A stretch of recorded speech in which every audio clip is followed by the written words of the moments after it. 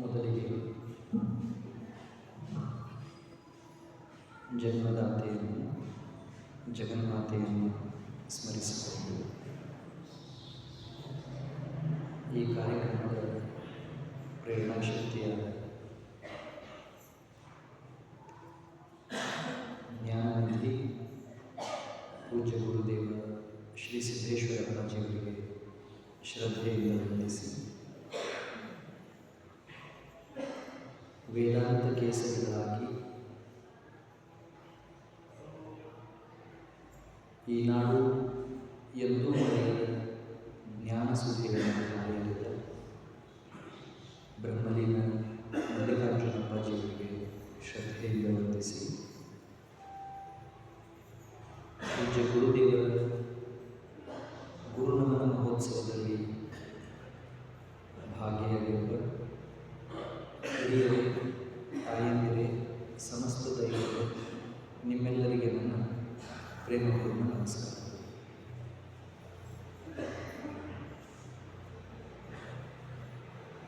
ಪೂಜ್ಯ ಸಿದ್ದೇಶ್ವರ ಅಪ್ಪಾಜಿಯವರಿಗೆ ಗುರುನಮನವನ್ನು ಸಮರ್ಪಣೆ ಮಾಡುವುದಕ್ಕಾಗಿ, ನುಡಿ ನಮನವನ್ನು ಸಮರ್ಪಣೆ ಮಾಡುವುದಕ್ಕಾಗಿ ನಾವೆಲ್ಲ ಇಲ್ಲಿ ಸೇರಿದ್ದು. ಸಾಮಾನ್ಯವಾಗಿ ಮನುಷ್ಯರಾದ ನಾವು ಕೃತಜ್ಞತಾ ದೃಷ್ಟಿಯಿಂದ, ಉಪಕಾರ ಸ್ಮರಣೆಯ ದೃಷ್ಟಿಯಿಂದ ಇಂಥ ಕಾರ್ಯಕ್ರಮಗಳನ್ನು ಮಾಡಬೇಕು. ನಾವು ಯಾರಿಂದ ಅನುಕೂಲವನ್ನು ಮಾಡಿಕೊಂಡಿರ್ತೇವೋ, ಅದು ಯಾವುದೇ ರೀತಿಯಿಂದ ಅನುಕೂಲ, ಯಾವುದೇ ರೀತಿಯ ಲಾಭ, ನಮಗೆ ಉಪಕಾರ ಮಾಡಿದವರನ್ನು, ನಮಗೆ ಸಹಾಯ ಮಾಡಿದವರನ್ನು ನಾವು ಸ್ಮರಿಸಬೇಕು, ನೆನಪು ಮಾಡಿಕೊಳ್ಬೇಕು. ಅದರಲ್ಲೂ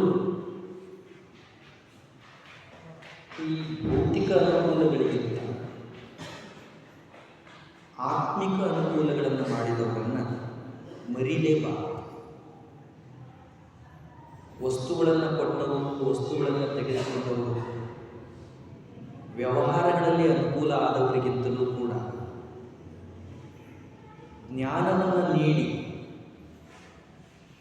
ಆತ್ಮಬಂಧುತ್ವವನ್ನು ಯಾರು ಕರುಣಿಸ್ತಾರೋ ಅಂಥವರನ್ನು ನಾವು ಮರೀಲೇಬಾರದು. ಒಂದು ವೇಳೆ ಅಂಥವರನ್ನು ನಾವು ಮರೆತರೆ ಅದು ಕೃತಜ್ಞ ಸ್ವಭಾವದ ಲಕ್ಷಣ. ಯಾವಾಗ ಮನುಷ್ಯ ಕೃತಜ್ಞ ಆಗ್ತಾನೋ,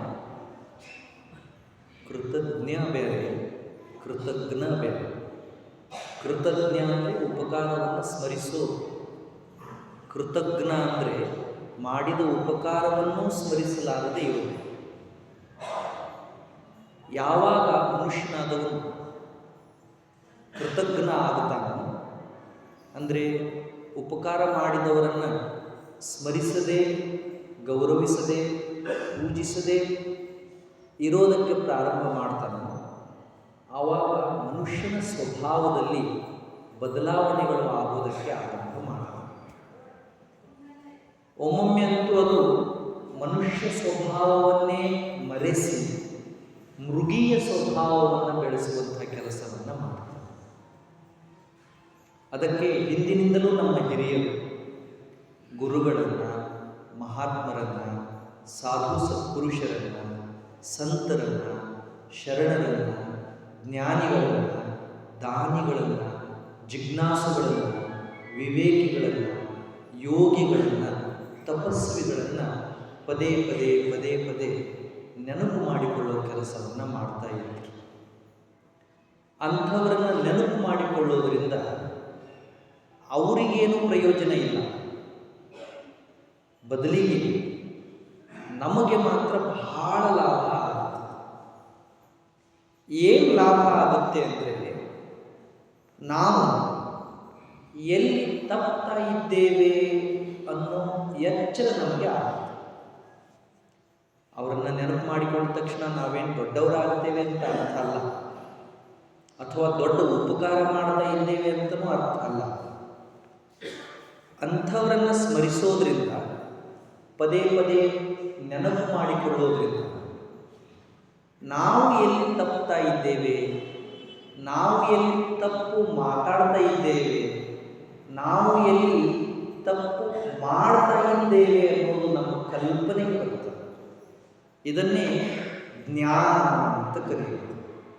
ಜ್ಞಾನ ಅಂದರೆ ಏನು? ಸ್ವಂತಕ್ಕೆ ನಮ್ಮ ದೋಷಗಳು ನಮ್ಮ ವಿವೇಚನೆಗೆ ಬರುವುದು, ಅದನ್ನು ವಿಸ್ಡಮ್ ಅಂತ ಕರೀತಾರೆ. ಬೇರೆಯವರ ದೋಷಗಳು ನಮ್ಮ ಗಮನಕ್ಕೆ ಬರುವುದು ದೊಡ್ಡ ವಿಚಾರ ಅಲ್ಲ. ಸ್ವಂತಕ್ಕೆ ನಾವು ಎಲ್ಲಿ ತಪ್ಪುತ್ತಾ ಇದ್ದೇವೆ, ನಾವು ಎಲ್ಲಿ ತಪ್ಪು ಮಾತಾಡ್ತಾ ಇದ್ದೇವೆ, ನಾವು ಎಲ್ಲಿ ತಪ್ಪು ವಿಚಾರ ಮಾಡ್ತಾ ಇದ್ದೇವೆ ಅನ್ನೋ ವಿವೇಚನೆ ನಮಗೆ ಬರೋದಕ್ಕೆ ಪ್ರಾರಂಭ ಆಯಿತು ಅಂದರೆ ನಾವು ಸರಿಯಾದ ಹಾದಿಯಲ್ಲಿ ಇದ್ದೇವೆ ಅಂತಲೇ ಅರ್ಥ. ಇವರು ಅಥವಾ ಇವರ ನೆನಪು ನಮ್ಮನ್ನು ಸರಿಯಾದ ಹಾದಿಯಲ್ಲಿ ಇರುವ ಹಾಗೆ ಮಾಡ್ತದೆ. ಅದೊಂದು ರೀತಿ ಅಲಾರ್ಮ್ ಇದ್ದ ಹಾಗೆ. ಅಲಾರ್ಮ್ ಮಾಡ್ತದೆ. ಮಲಗಿದ ನಮ್ಮನ್ನು ರಾತ್ರಿ ಹೊತ್ತು ನಾವು ಹೇಳಿದ ಸಮಯಕ್ಕೆ ಗಂಟೆ ಬಾರಿಸಿ ಹೇಗೆ ಅಲಾರ್ಮ್ ಎಚ್ಚರ ಮಾಡ್ತದಲ್ಲ, ಹಾಗೆ ಮಹಾತ್ಮರ ನೆನಪು ತಪ್ಪು ಹಾದಿಯಲ್ಲಿ ಹೋಗುವ ನಮಗೆ ಸರಿಯಾದ ಹಾದಿಯಲ್ಲಿ ಹೋಗುವ ಹಾಗೆ ಮಾಡುವ ಅಲಾರಾಮ್ ಇದ್ದಂತೆ. Bell, warning bell, sensing bell, knowledge bell. ಅದಕ್ಕೇನೆ ಹಿಂದಿನಿಂದ, ಇದು ಈಗಿನ ಕೆಲಸ ಅಲ್ಲ, ಈಗಿನವರ ಕಾರ್ಯ ಅಲ್ಲ. ಶತಶತಮಾನಗಳಿಂದಲೂ ನಮ್ಮಲ್ಲಿ ಹಿಂದಿನ ಹಿರಿಯರನ್ನು ನೆನಪು ಮಾಡಿಕೊಳ್ಳುವ ಪದ್ಧತಿ ಇದೆ. ಮನೆಯೊಳಗಡೆಯೂ ನೋಡಿಬೇಕಾದ್ರೆ ನೀವು ಯಾರಾದರೂ ಹಿರಿಯರ ಕಣ್ಣು ಮುಚ್ಚಿದರೆ ಪ್ರತಿ ವರ್ಷ ಅವರ ಪುಣ್ಯತಿಥಿ ಮಾಡ್ತಾರೆ, ಅವರ ಸ್ಮರಣೆ ಮಾಡ್ತಾರೆ. ಅವರು ಐಕ್ಯ ಆದ ದಿನ, ಉಸಿರು ನಿಲ್ಲಿಸಿದ ದಿನ, ಭಗವಂತನ ಪಾದ ಸೇರಿದ ದಿನ, ಮನೆ ಮಂದಿಯೆಲ್ಲ ಸೇರಿ ಮನೆ ಜಗಲಿ ಮೇಲಿರೋ ಭಗವಂತನಿಗೂ ಮತ್ತು ಮನೆ ಬಿಟ್ಟು ಹೋಗಿರೋ ಹಿರಿಯರಿಗೂ ಒಂದು ಹೂವ ಏರಿಸಿ ಊದುಬತ್ತಿ ಬೆಳಗಿಸಿ ನಮ್ಮನ್ನು ಸರಿಯಾದ ಹಾದಿಯಲ್ಲಿ ನಡೆಸುವಂತ ಬೇಡಿಕೊಳ್ತಾರೆ. ಒಂದು ಮನೆ ನಡೆಸಿದ ಮಾಲೀಕನನ್ನೇ ಇಷ್ಟು ನೆನೆಸ್ಕೋಬೇಕಾದ್ರೆ, ಸ್ಮರಿಸಬೇಕಾದ್ರೆ, ಇಡೀ ಮನುಕುಲಕ್ಕೆ ಬೆಳಕು ತೋರಿಸಿದಂಥ ಮಹಾತ್ಮರವರು. ಇಡೀ ಮನುಕುಲಕ್ಕೆ ಎಲ್ಲೆಲ್ಲಿ ಯಾರ್ಯಾರು ಯಾವ್ಯಾವ ತಪ್ಪುಗಳನ್ನು ಮಾಡ್ತಾ ಇದ್ದಾರೋ ಅವರು ಎಲ್ಲರಿಗೂ ಅವ್ರ ಮಾತುಗಳು ಅನ್ವಯ ಆಗ್ತಾ ಇತ್ತು. ಅಂಥವರು ಉರಿಲಿಂಗ ಪೆದ್ದಿ ಅಂತ ಒಬ್ಬ ಶರಣರಿದ್ದರು 12ನೇ ಶತಮಾನದಲ್ಲಿ. ಬಸವಾದಿ ಶಿವಶರಣರ ಸಮಕಾಲೀನ ಉರಿಲಿಂಗ ಪೆದ್ದಿ. ಬಹಳ ದೊಡ್ಡ ರೋಚಕ ಕಥೆ ಅವರು. ಅವರು ಶರಣರಾಗಿದ್ದೇ ಒಂದು ದೊಡ್ಡ ಕ್ರಾಂತಿ. ಊರಿನಲ್ಲಿ ಇದ್ದವರ ಮನೆಯೊಳಗಡೆ ತುಡುಗು ಮಾಡೋ ವ್ಯಕ್ತಿ ಆ ಮನುಷ್ಯ, ಕಳ್ಳತನ ಮಾಡೋ ವ್ಯಕ್ತಿ, ಯಾವುದಾದ್ರೂ ಮನೆಗೆ ಹೋಗೋದು, ಕಾಳು ಕಡಿ ಕದಿಯೋದು, ಅದನ್ನು ಮಾರೋದು, ಅದರೊಳಗೆ ಉಪಜೀವನ ಮಾಡೋ ಮನುಷ್ಯ. ಆದರೆ ಗುರುಗಳ ಪ್ರಭಾವದಿಂದ ಜ್ಞಾನ ಸಂಪಾದನೆ ಮಾಡಿ ತಪ್ಪು ಕೆಲಸ ಬಿಟ್ಟು ಸರಿಯಾದ ಕೆಲಸವನ್ನು ಹಿಡಿತಾರೆ. ಉರಿಲಿಂಗ ಪೆದ್ದಿ. ಮಹಾರಾಷ್ಟ್ರದಲ್ಲಿ ಈಗ ಅವರೊಂದು ಮಠ ಇದೆ, ಪೀಠ ಪರಂಪರೆ ಇದೆ. ಅವರು ಒಂದಿಷ್ಟು ವಚನಗಳನ್ನು ಬರೆದಿದ್ದಾರೆ. ಅವರು ಇಂಥವ್ರ ಬಗ್ಗೆ, ಅಂದರೆ ಏನು ಪೂಜ್ಯ ಸಿದ್ದೇಶ್ವರ ಅಪ್ಪಾಜಿಯವರು ಇದ್ದರು, ಅಥವಾ ಅವರಂಥ ಏನು ಅಸಂಖ್ಯಾತ ಜನ ಜ್ಞಾನಿಗಳಿದ್ದರು, ಯೋಗಿಗಳಿದ್ದರು, ವಿರಕ್ತರಿದ್ದರು. ಈ ಶಬ್ದ ಅವರಿಗೆ ಭಾಳ ಚಂದ ಹೊಂದುತ್ತದೆ. ವಿರಕ್ತ. ವಿರಕ್ತ ಅಂದರೆ ಏನನ್ನೂ ಹಚ್ಚಿಕೊಳ್ಳಲಾರದೆ ಇದ್ದವರು. ಅನುರಕ್ತ ಅಂದರೆ ಎಲ್ಲದನ್ನೂ ಹಂಚಿಕೊಳ್ಳುವುದು.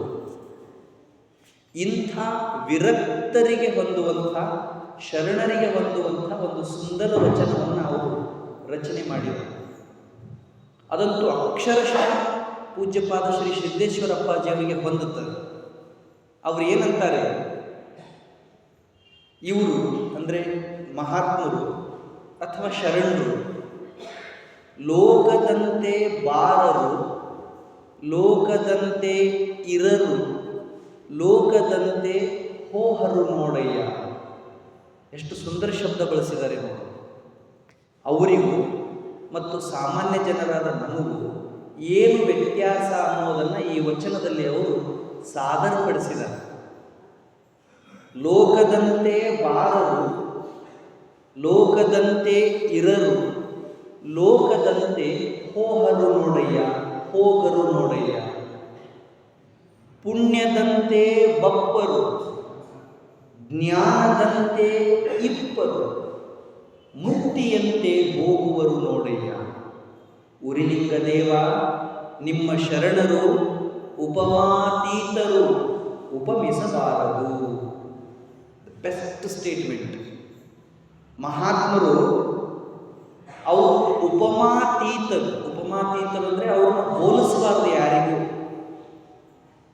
ಅವರು ಹಿಂಗಿದ್ರು, ಅವರು ಹಂಗಿದ್ರು, ಅವ್ರು ಹಂಗೆ ಇವರಿದ್ದಾರೆ, ಇವ್ರ ಗುಣ ಅವ್ರೊಳಗಡೆ ಇದೆ ಅಂತ ಹೋಲಿಕೆ ಮಾಡೋದಕ್ಕಾಗಲಾರದಂಥವು ಶರಣರು. ಯಾಕೆ? ಇಡೀ ಲೋಕದ ಜನ ಬರೋ ರೀತಿ, ಇರೋ ರೀತಿ, ಹೋಗೋ ರೀತಿನೇ ಬೇರೆ. ಇವರು ಬಂದ ರೀತಿ, ಇದ್ದ ರೀತಿ, ಹೋದ ರೀತಿನೇ ಬೇರೆ. ಇವೇ 3 ಶಬ್ದದಲ್ಲಿ ಇಡೀ ಮನುಷ್ಯ ಕುಲದ ಇತಿಹಾಸ ಇದೆಯಲ್ಲ. ಬರೋದು, ಇರೋದು, ಹೋಗೋದು. ನಾವು ಬಂದಿದ್ದೇವೆ, ಭಗವಂತನ ಕೃಪೆಯಿಂದ ಈಗ ಇದ್ದೇವೆ, ಎಲ್ಲ ಮುಗಿದ ಕಾಲಕ್ಕೆ ಮತ್ತೆ ಹೋಗ. ಅಸಂಖ್ಯಾತರು, ಲೆಕ್ಕ ಇಲ್ಲ. ಬಂದರು, ಇದ್ರು, ಹೋದರು. ಬಂದು ಇದ್ದು ಹೋದವ್ರನ್ನೆಲ್ಲ ಜಗತ್ತು ನೆನಪು ಮಾಡಿಕೊಳ್ತದೇನು? ಇಲ್ಲ. ಬಂದು ಇದ್ದು ಹೋದವರಲ್ಲಿ ಯಾರನ್ನ ಜಗತ್ತು ನೆನಪು ಮಾಡಿಕೊಳ್ತದೋ ಅವರಿಗೆ ಮಹಾತ್ಮರು ಅಂತ ಕರೀತಾರೆ. ಯಾರನ್ನ ಜಗತ್ತು ಸ್ಮರಿಸ್ತದೋ ಅಥವಾ ಅವರು ಹೋದ ಕಾಲಕ್ಕೆ ಇವರು ಇನ್ನೊಂದು 4-9 ಇರಬೇಕಿತ್ತು ಅಂತ ಅಪೇಕ್ಷೆ ಪಡ್ತದೋ, ಅವರ ಇರುವನ್ನು ಇನ್ನೂ ಹೆಚ್ಚು ಕಾಲ ಜಗತ್ತು ಬಯಸ್ತದೋ ಅವರಿಗೆ ಮಹಾತ್ಮರು ಅಂತ ಕರೀತಾರೆ. ಬಂದು ಇದ್ದು ಹೋದವರೆಲ್ಲ ಶರಣರಲ್ಲ, ಮಹಾತ್ಮರಲ್ಲ, ಜ್ಞಾನಿಗಳಲ್ಲ. ಬಂದು ಇದ್ದು ಹೋದವ್ರನ್ನೆಲ್ಲ ಜಗತ್ತು ಗಮನಿಸಲ್ಲ, ಗುರುತಿಸಲ್ಲ, ಗೌರವಿಸಲ್ಲ. ಎಷ್ಟು ಜನ ಇದ್ದೇವೆ ಹೇಳಿ ನಾವು ಜಗತ್ತಲ್ಲಿ? ಎಲ್ಲರೂ ನಮ್ಮನ್ನು ಜಗತ್ತು ನೋಡ್ಕೊಂಡು ನಿಲ್ಲುತ್ತೇನೆ, ಬರಲಿ ಅಂತ ಕಾಯ್ತದೆ ಅಥವಾ ಕರೆದು ಗೌರವಿಸ್ತದೆ? ಗೌರವಿಸಲ್ಲ. ನಮ್ಮ ಬರುವಿಕೆ, ಇರುವಿಕೆ ಮತ್ತು ಹೋಗುವಿಕೆಯೊಳಗಡೆ ಎಷ್ಟು ಉಪಯುಕ್ತತೆ ಇದೆ ಅನ್ನೋದನ್ನು ಜಗತ್ತು ಗಮನಿಸ್ತದೆ. ಅದನ್ನೇ ಅವರು ಉರ್ಲಿಂಗ ಪೆದ್ದೆಗಳು ಹೇಳೋರು. ಪುಣ್ಯದಂತೆ ಬಪ್ಪರು, ಎಂಥ ಶಬ್ದ ಪ್ರಯೋಗ ಮಾಡಿದ್ದಾರೆ ನೋಡಿ. ಈಗ ನಾವು ಅನ್ನೋದಿಲ್ಲ ನಮ್ಮ ಪುಣ್ಯ ರೀ ಅವರು ಇದ್ದಿದ್ದು ಅಂತೀವಿ, ಅನ್ನೋದಿಲ್ಲ. ಅವರು ಅವತಾರಿ ಪುರುಷರು, ನಮ್ಮನ್ನೆಲ್ಲ ಉದ್ಧಾರ ಮಾಡುವ ಸಲುವಾಗಿ, ನಮ್ಮನ್ನೆಲ್ಲ ಸಂತೋಷಗೊಳಿಸುವ ಸಲುವಾಗಿ, ನಮಗೆಲ್ಲ ಆನಂದ ನೀಡೋ ಸಲುವಾಗಿ ಭಗವಂತ ಅವ್ರನ್ನ ಕಳಿಸಿದಾನೆ. ಅದು ನಮ್ಮ ಪುಣ್ಯ ಅಂತ ನಾವು ಅನ್ನೋದಿಲ್ಲ. ಪುಣ್ಯದಂತೆ ಬಪ್ಪರು. ನೀವು ಬೇಕಾದರೆ ಯಾವ್ಯಾವ ಮಹಾತ್ಮರಿದ್ದಾರೋ ಎಲ್ಲರ ಚರಿತ್ರೆ ಗಮನಿಸಿ, ಎಲ್ಲರಿಗೂ ಇದೇ ಪದ ಪ್ರಯೋಗ ಮಾಡಿದ್ದಾರೆ. ಹೇ ಬಸವಣ್ಣವರು ಈ ಭೂಮಿಯ ಭಾಗ್ಯ, ಪುಣ್ಯ ಅಂತ ಕರೀತಾರೆ. ಅಕ್ಕ ಮಹಾದೇವಿಯವರು ನಮ್ಮ ಪುಣ್ಯ, ಪುಣ್ಯದಂತೆ ಇಪ್ಪರು. ಅವರು ಇದ್ದದ್ದೇ ಭಾಗ್ಯ, ಅವರು ಬಂದದ್ದೇ ನಮ್ಮ ಪುಣ್ಯ, ಸೌಭಾಗ್ಯ. ಈ ಭಾಗ್ಯ, ಈ ಪುಣ್ಯ ಎಲ್ಲರಿಗೂ ಸಿಗ್ತೇನೋ? ಸಿಗಲಿಲ್ಲ. ಅದಕ್ಕೆ ಅವರಂತಾರೆ ಪುಣ್ಯದಂತೆ ಬಪ್ಪರು, ಜ್ಞಾನದಂತೆ ಇಪ್ಪರು. ಜ್ಞಾನ ಅಂದರೆ ತಿಳುವಳಿಕೆ. ಅವ್ರು ಯಾರಿಗೂ ನೀವು ಹೀಗೆ ಇರಬೇಕು ಅಂತ ಹೇಳಿಲ್ಲ, ಯಾರಿಗೂ ಹೇಳಿಲ್ಲ. ಅವರು ಕರೆದು ನೀನು ಈ ತಪ್ಪು ಮಾಡ್ತಾ ಇದ್ದೀಯಾ, ನೀನು ಹೀಗಿರಬೇಕು, ನಿನ್ನ ವರ್ತನೆ ಹೀಗಿರಬೇಕು, ನಿನ್ನ ವ್ಯವಹಾರ ಹೀಗಿರಬೇಕು ಅಂತ ಯಾರಿಗೂ ವೈಯಕ್ತಿಕವಾಗಿ ಅವರು ನಿರ್ದೇಶನ ಮಾಡಲಿಲ್ಲ. ಆದರೆ ಅವರು ಎಲ್ಲೆಲ್ಲಿ ಹೋಗ್ತಾರೋ ಅಲ್ಲಲ್ಲಿ ಅವರನ್ನು ನೋಡಿ ಎಷ್ಟೋ ಜನ ಪರಿವರ್ತನೆಯಾದ. ದಟ್ ಈಸ್ ಕಾಲ್ಡ್ ನಾಲೆಜ್, ಜ್ಞಾನ. ಜ್ಞಾನ ಅಂದರೆ ಬೆಳಕು. ಈಗಿಲ್ಲಿ ದೀಪ ಹಚ್ಚಿದಾರಲ್ಲ, ಇದು ಇವರು ಬಂದು ಕಾಣಬೇಕು ಅನ್ನೋ ಕಾರಣಕ್ಕಾಗಿ ಹಚ್ಚಿದ ದೀಪ ಅಲ್ಲ, ಅದು ದೀಪ. ಯಾರಿಗೆ ಅಪೇಕ್ಷೆ ಇದೆಯೋ ಅವರು ಬಂದು ಅದರೊಳಗಡೆ ನೋಡ್ಬೋದು, ಕಾಣ್ಬೋದು, ನಲಿದಾಡ್ಬೋದು. ಹಾಗೆ ಜ್ಞಾನದೀಪ ಆಗಿ ಇದ್ದವರು. ಮತ್ತೆ ಮುಕ್ತಿಯಂತೆ ಹೋಗುವರು ನೋಡಯ್ಯ, ಇದು ಬಹಳ ಸುಂದರ ಶಬ್ದ ಇದೆ. ಮುಕ್ತಿಯಂತೆ ಹೋಗುವರು ಅಂದರೆ ಅವರು ಮಹಾತ್ಮರಾದವರು ಒಂದು ಏನನ್ನೂ ಹಚ್ಕೊಂಡಿರೋದಿಲ್ಲ, ಯಾರನ್ನೂ ಹಚ್ಕೊಂಡಿರೋದಿಲ್ಲ, ಎಲ್ಲರಿಗೂ ಬೇಕಾಗಿ ಇರ್ತಿದ್ರು. ಮತ್ತು ಹೋಗೋ ಕಾಲಕ್ಕೆ ಇದನ್ನು ಅವರು ಅಪೇಕ್ಷೆನೇ ಪಡಲಿಲ್ಲ. ಬೇಕು ಅನ್ನೋ ಭಾವ ಯಾರಲ್ಲಿ ಇರೋದಿಲ್ವಲ್ಲ ಅವರಿಗೆ ಮುಕ್ತ ಅಂತ ಕರೀತಾರೆ. ಮುಕ್ತ, ಮುಕ್ತಿ ಅಂದರೆ ಅದೇ, ಸಾಕು ಅನಿಸೋದು. ಒಂದಲ್ಲ, ಎರಡಲ್ಲ, ಮೂರಲ್ಲ, ನಾಲ್ಕಲ್ಲ, 84 ಲಕ್ಷ ಯೋನಿಯೊಳಗೆ ಬಂದೇ ಬಾರದ ಭವಗಳನ್ನುಂಡೆ. ಅಕ್ಕಮಾದೇವಿ ಹೇಳ್ತಾರೆ, ಆಯ್ತಲ್ಲ 84 ಲಕ್ಷ ಜೀವರಾಶಿ ತಿರುಗಿ ಪುನರಪಿ ಜನನಂ ಪುನರಪಿ ಮರಣಂ, ಅದನ್ನೇ ಮಾಡಿ, ಅದನ್ನೇ ಕೇಳಿ, ಅದನ್ನೇ ಹಾಡಿ, ಅದನ್ನೇ ವ್ಯವಹಾರ ಮಾಡಿ ಆಗಿದೆ. ಇನ್ನು ನನಗೆ ಆನಂದ ಬೇಕು, ಸಾಕು, ಇದೆಲ್ಲ ಸಾಕು, ಇದರಿಂದ ಮುಕ್ತ ಆಗಬೇಕು, ದೂರ ಆಗಬೇಕು ಅನ್ನೋ ಭಾವ ಯಾರಿಗೆ ಬರ್ತದಲ್ಲ ಅದಕ್ಕೆ ಮುಕ್ತ ಅಂತ ಕರೀತಾರೆ. This is called position. ಇದೊಂದು ಸ್ಟೇಟಸ್, ಸ್ಥಿತಿ, ಪರಮಹಂಸ ಸ್ಥಿತಿ. ಇದನ್ನು ತಲುಪೋದು ಬಹಳ ಕಷ್ಟ. ಹೇಳ್ಬೋದು ಬಹಳ ಸುಂದರವಾಗಿ, ಕೇಳೋರಿಗೆಲ್ಲ ಖುಷಿ ಆಗೋ ಹಾಗೆ ಇದನ್ನು ಹೇಳ್ಬೋದು. ಆದರೆ ಆತ್ಮಸಾಕ್ಷಿ ಒಪ್ಪೋ ಹಾಗೆ ಬದುಕೋದು ಕಷ್ಟ. ಹಾಗಿದ್ದವರು ವೈರಾಗ್ಯಕ್ಕೆ, ವಿರಕ್ತಿಗೆ ತದ್ರೂಪ. ವೈರಾಗ್ಯ ಅನ್ನೋ ಶಬ್ದಕ್ಕೆ ಅನ್ವರ್ಥ. ಏನು ಅಪೇಕ್ಷೆ ಇರಲಾರ್ದೆ ಬದುಕೋದೇನು ಸಣ್ಣ ವಿಷಯನ ಹೇಳಿ. ಎಂಥ ದೊಡ್ಡವರು, ಎಂಥ ಸಣ್ಣವರು ಅಂದ್ರೂ ಎಲ್ಲೋ ಎದೆಯ ಮೂಲೆಯೊಳಗಡೆ ಒಂದಾದರೂ ಆಸೆ ಇರ್ತದೆ, ಒಂದಾದರೂ ಅಪೇಕ್ಷೆ ಇರ್ತದೆ. ಅಂಥದ್ದೊಂದು ಸಣ್ಣ ಅಪೇಕ್ಷೆನೂ ಇರಲಾರದ ಹಾಗೆ ಬದುಕೋದಿದೆಯಲ್ಲ ಅದಕ್ಕೆ ಮುಕ್ತಿ ಅಂತ ಕರೀತಾರೆ. ಪರಮಹಂಸ ಡಿವಿನಿಟಿ ಫೈನಲ್ ಸ್ಟೇಜ್, ಭಕ್ತಿಯ ಅಂತಿಮ ಹಂತ. ಅವರು ಪ್ರವಚನ ಮಾಡೋ ಕಾಲಕ್ಕೆ ನಾಮಾವಳಿ ಹಚ್ತಾರಲ್ಲ, ಅಂತಿಮ ಸತ್ಯ ನಮಃ ಶಿವಾಯ, ಹಾಗೆ ಅಂತಿಮ ಹಂತ, ಫೈನಲ್ ಸ್ಟೇಜ್. ನೀವೆಲ್ಲ ನೋಡಿದವರು, ಅವರನ್ನು ಕಣ್ಣಾರೆ ನೋಡಿದವರು, ಸಮೀಪದಿಂದ ಅವರನ್ನು ನೋಡಿದವರು. ಒಂದು ರವೆಯ ಕಾಳಿನಷ್ಟು ಆಸೆ ಭಾಳ ಬೇಡ. ರವೆ ಕಾಳಿನಷ್ಟು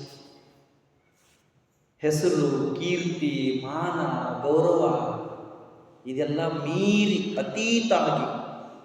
ಅತೀತಾಗಿ ಬೆಳೆದು ನಿಲ್ಲೋದಿದೆಯಲ್ಲ, ಇದನ್ನು ಪರಮಹಂಸ, ಇದಕ್ಕೆ ಮುಕ್ತಿ ಅಂತ ಕರೀತಾರೆ. ಅದನ್ನು ಅವರು ಶರಣರು ಹೇಳಿದರು. ಪುಣ್ಯದಂತೆ ಬಪ್ಪರು, ಜ್ಞಾನದಂತೆ ಇಪ್ಪರು, ಮುಕ್ತಿಯಂತೆ ಹೋಗುವರು ನೋಡಯ್ಯ. ಕೊನೆಗೆ ಶರೀರದ ಮೇಲೇನೂ ವ್ಯಾಮೋಹ ಇರಲಿಲ್ಲ ಅವರು. ನೋವನ್ನು ಸಹಿಸಿಕೊಳ್ಳೋದಿದೆಯಲ್ಲ, ನೋವನ್ನು ಅನುಭವಿಸೋದಿದೆಯಲ್ಲ, ಅದಕ್ಕಿಂತ ದೊಡ್ಡ ಪಾಠಶಾಲೆ ಯಾವುದು ಇದೆ ಹೇಳಿ? ನೀವು ಅವರನ್ನು ಬಹಳ ಸಮೀಪದಿಂದ ನೋಡಿದವರು. ಕಾಲು ಎಲುವು ಸೀಳಿದರೆ ಉಪಚಾರ ಬೇಡ ಅನ್ನೋ ಮನಸ್ಥಿತಿ ನಿರ್ಮಾಣ ಆಗಬೇಕಾದ್ರೆ ಅದೆಂಥ ಜ್ಞಾನ ರತ್ನ ಅವರೊಳಗಡೆ ಪ್ರಕಾಶ ಆಗ್ತಿರ್ಬೇಕು ಹೇಳಿ. ಸುಮ್ಮನೆ ಕಲ್ಪನೆ ಮಾಡಿಕೊಳ್ಳಿ. ಅದಕ್ಕೆ ಉರ್ಲಿಂಗ ಪೆದ್ದಿಗಳು ಅಂತಾರೆ, ನಿಮ್ಮ ಶರಣರು ಉಪಮಾತೀತರು, ಉಪಮಿಸಬಾರದು. ಅವರು ಇದನ್ನೆಲ್ಲ ಮೀರಿದವರು. ಇದು ನಮ್ಮ ಆನಂದಕ್ಕಾಗಿ ನಾವು ಮಾಡುವಂಥ ಸೇವೆ ಅಷ್ಟೇ. ನಮಗೆ ತೃಪ್ತಿ ಸಿಗಬೇಕು, ನಾವು ಹೃದಯವಂತಿಕೆಯನ್ನು ತೋರಿಸ್ಕೋಬೇಕು, ಉಪಕಾರ ಸ್ಮರಣೆಯನ್ನು ಮಾಡಬೇಕು ಅನ್ನೋ ಕಾರಣಕ್ಕಾಗಿ ನಾವು ಮಾಡೋದು. ಇದನ್ನು ಮೀರಿದವರು ಉಪಮಾತೀತರು. ಅಂಥವ್ರ ಸ್ಮರಣೆ ಮಾಡೋದಿದೆಯಲ್ಲ, ಅದು ನಮಗೆಲ್ಲ ಒಂದು ದಿಕ್ಸೂಚಿ ಇದ್ದ ಹಾಗೆ. ಈಗ ಇದು ತುಂಬ ಕಡೆ ನಡೀತಾ ಇದೆ. ಪೂಜ್ಯ ಅಪ್ಪಾಜಿಯವರು ಶರೀರ ಬಿಟ್ಟ ಮೇಲೆ ಹೆಚ್ಚು ಕಡಿಮೆ ಇಡೀ ನಾಡಿನಾದ್ಯಂತ ಅಲ್ಲಲ್ಲೇ ಗುರು ನಮನ, ನುಡಿ ನಮನ ಅನ್ನೋ ಕಾರ್ಯಕ್ರಮಗಳು ತುಂಬ ನಡೀತಾ ಇವೆ. ಒಮ್ಮೆ ದುಳಗನವಾಡಿ ಅಂತ ಒಂದು ಊರಿದೆ ಚಿಕ್ಕೋಡಿ ತಾಲೂಕಿನಲ್ಲಿ. ಅಲ್ಲಿ ಅಪ್ಪಾಜಿಯವರದೊಂದು ನುಡಿ ನಮನ ಕಾರ್ಯಕ್ರಮ ಇತ್ತು, ಈಗ ಒಂದು 2 ವರ್ಷದ ಹಿಂದೆ. ಆ ನುಡಿ ನಮನ ಕಾರ್ಯಕ್ರಮದಲ್ಲಿ ಊರು ಜನ ಎಲ್ಲ ಸೇರಿದ್ರು, ನಾವು ನಮ್ಮಂತಹ ಮಾತಾಡೋರು ಸೇರಿದ್ದೆವು, ನಡೆಸೋಶಿ ಜಗದ್ಗುರುಗಳು ಕೂಡ ಇದ್ದರು. ಅವರೊಂದು ಮಾತು ಹೇಳಿದರು, ನನಗೆ ಭಾಳ ಹಿಡಿಸ್ತಾ ಮಾತು. ಅವ್ರು ಏನಂದ್ರು ಅಂದರೆ, ಈ ನುಡಿ ನಮನ ಕಾರ್ಯಕ್ರಮ, ಲಕ್ಷ್ಯ ಕೊಟ್ಟು ಕೇಳಿಸ್ಕೊಳ್ಳಿ, ಶಬ್ದ ಚಂದಿದೆ. ಈ ನುಡಿ ನಮನ ಕಾರ್ಯಕ್ರಮ ನಡೆ ನಮನ ಕಾರ್ಯಕ್ರಮ ಆದ್ರೆ ಮಾತ್ರ ಉಪಯುಕ್ತ. ಇಲ್ಲದೇ ಇದ್ರೆ 10 ಪೈಕಿ 11 ಪರಿಸಿ ಪೈಕಿ ಗೋವಿಂದ ಅನ್ನೋ ಹಾಗೆ ವರ್ಷ ಪೂರ್ತಿ ಮಾಡೋ ಕಾರ್ಯಕ್ರಮದಲ್ಲಿ ಇದು ಒಂದಾಗುತ್ತದೆ ಅಂತ ಅವ್ರು ಹೇಳಿದರು. ಎಷ್ಟು ಚಂದ ಇದೆ ನೋಡಿದ್ರಿ, ಎಷ್ಟು ಸೂಕ್ಷ್ಮ ಇದೆ ನೋಡಿ.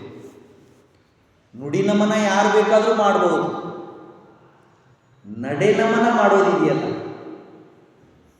ನುಡಿ ನಮನ ನಡೆ ನಮನ ಆಗಿ ಬದಲಾಗೋದಕ್ಕೇನೆ ಧರ್ಮ ಅಂತ ಕರೆಯೋದು. ಧರ್ಮ ಅಂದರೆ ಏನು? ಅಧ್ಯಾತ್ಮ ಅಂದರೆ ಏನು? ತಿಳುವಳಿಕೆ ನಡವಳಿಕೆಯಾಗಿ ಪರಿವರ್ತನೆ ಹೊಂದೋದು. ನಮಗೇನು ತಿಳಿದಿರ್ತದಲ್ಲ, ನಾವೇನು ಕಲ್ಕೊಂಡಿರ್ತೇವಲ್ಲ, ನಾವೇನು ಅರ್ಥ ಮಾಡಿಕೊಂಡಿರ್ತೇವಲ್ಲ, ಆ ತಿಳುವಳಿಕೆ ನಮ್ಮ ನಡವಳಿಕೆ ಆಗಬೇಕು. ಆ ತಿಳುವಳಿಕೆ ನಮ್ಮ ನಡವಳಿಕೆ ಆಗದೇ ಇದ್ದರೆ ತಿಳುವಳಿಕೆ ಎಷ್ಟೇ ಇದ್ರೂ ಪ್ರಯೋಜನ ಇಲ್ಲ. It will be waste. ಗೋಡೋನಲ್ಲಿ ತುಂಬಿಟ್ಟ ಕಾಳು ಅಡುಗೆ ಮಾಡೋ ಕಾಲಕ್ಕೆ ಒಲೆ ಮೇಲೆ ಬರಲಿಲ್ಲ ಅಂದರೆ ಆ ಕಾಳಿನ ಪ್ರಯೋಜನ ಏನು? ತುಂಬಿ ಹರಿಯೋ ಸಾಗರ ಮನೆಯಲ್ಲಿ ನೀರು ಕುಡಿಯೋ ಕಾಲಕ್ಕೆ ಮನೆಯಲ್ಲಿರೋ ಗಡಿಗೆ ಒಳಗಡೆ ಇರಲಿಲ್ಲ ಅಂದರೆ ಏನು ಉಪಯೋಗ?